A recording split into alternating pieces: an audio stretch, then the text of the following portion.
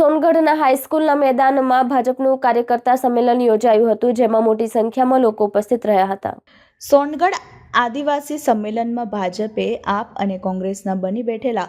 મસીહાઓની ઝાટકણી કાઢી પંચાયતથી પાર્લામેન્ટ સુધી ભાજપા મોદીજીની સરકાર છે, જેને મનમાં આદિવાસીઓનું હિત સમાયેલું છે. પ્રદેશ મહામંત્રી ડૉક્ટર પ્રશાંત કોરાટ ગુજરાતમાં જેમની પોતાની દુકાન નથી તેવા લોકો ઉધાર આપવા નીકળ્યા છે. પ્રભારી મંત્રી નરેશ પટેલ, મંત્રી નરેશ પટેલ, જયરામભાઈ ગામિત, પ્રદેશ આદિજાતિ મોરચા પ્રમુખ ગણપતભાઈ વસાવા, 23 બારડોલીના સાંસદ પ્રભુ વસાવાની હાજરીમાં 200થી વધુ કોંગ્રેસ અને આપના કાર્યકરોએ ભાજપનો કેસરીઓ ધારણ કર્યો હતો.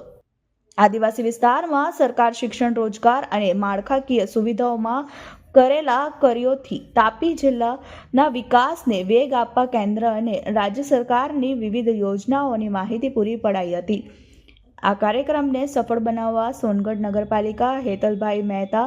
રાકેશ કાચવાલા, અમિત અગ્રવાલ, વિમલ દેસાઈ, અશોક પાઠક, જિગ્નેશભાઈ દોડવાલા ભારે જહેમત ઉઠાવી હતી. આજે તાપી ભારતીય જનતા પાર્ટી દ્વારા અનુસૂચિત જનજાતિ મોરચાના અમારા નવનિયુક્ત પ્રદેશ અધ્યક્ષ આદરણીય શ્રી ગણપતસિંહભાઈ વસાવા, પ્રદેશ ભારતીય જનતા પાર્ટીના મંત્રી બેન શ્રી કૈલાસબેન ગામિત સાથે મને પણ મહામંત્રીની જવાબદારી મળી છે, જ્યારે અમારા પ્રદેશ અધ્યક્ષ આદરણીય શ્રી જગદીશભાઈ વિશ્વકર્મા સાહેબની પ્રદેશની ટીમની અંદર, ત્યારે તાપી જિલ્લા ભારતીય જનતા પાર્ટી દ્વારા અમારા અધ્યક્ષ આદરણીય શ્રી સુરેશભાઈ વસાવાજીના નેતૃત્વમાં આજે ખૂબ સરસ ભવ્ય સત્કાર સમારંભ અને અભિવાદન સમારંભ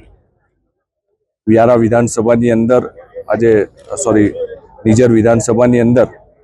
સોનગઢ ખાતે અમારા રાજ્ય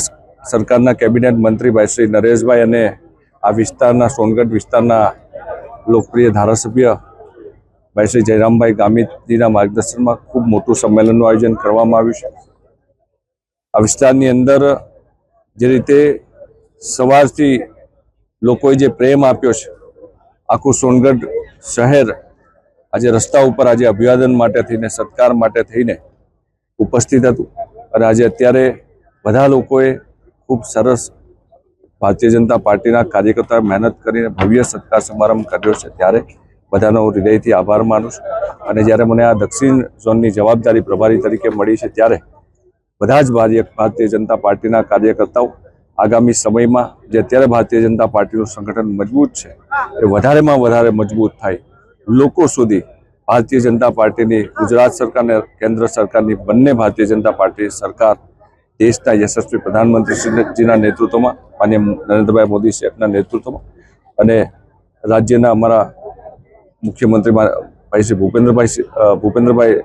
પટેલજીના નેતૃત્વમાં જે સરકાર કામ કરી છે, એ યોજના મહત્તમ લોકો સુધી પહોંચે એ પ્રકારે ભારતીય જનતા પાર્ટીના કાર્યકર્તાઓ કામ કરશે, મહેનત કરીને વધારે વધારે સંગઠન મજબૂત કરશે. મિત્રો, આજે તાપી જિલ્લા ભારતીય જનતા પાર્ટી દ્વારા નવનિયુક્ત ભારતીય જનતા પાર્ટીના હોદ્દેદારોનો સન્માનનો કાર્યક્રમ હતો અને સાથે સાથે વિશાળ સંખ્યામાં આદિવાસી સંમેલન અને આદિવાસી રેલીનું પણ આયોજન થયું. પરંતુ હું માનું છું ત્યાં સુધી તાપીના ઇતિહાસમાં ન ભૂતો ન ભવિષ્ય એવી આજે આદિવાસી સમાજની મહારેલી થઈ છે. એ જ બતાવે છે એક વખત જે તાપી જિલ્લો કોંગ્રેસનો ગઢ હતો, એ તાપી જિલ્લા આજે ભારતીય જનતા પાર્ટીનો ગઢ એટલા માટે બન્યો છે કે જે પ્રકારે નરેન્દ્રભાઈ મોદી સાહેબની ભારતીય જનતા પાર્ટીની સરકાર, જે પ્રકારે અમારા ભૂપેન્દ્રભાઈ પટેલ સાહેબની સરકાર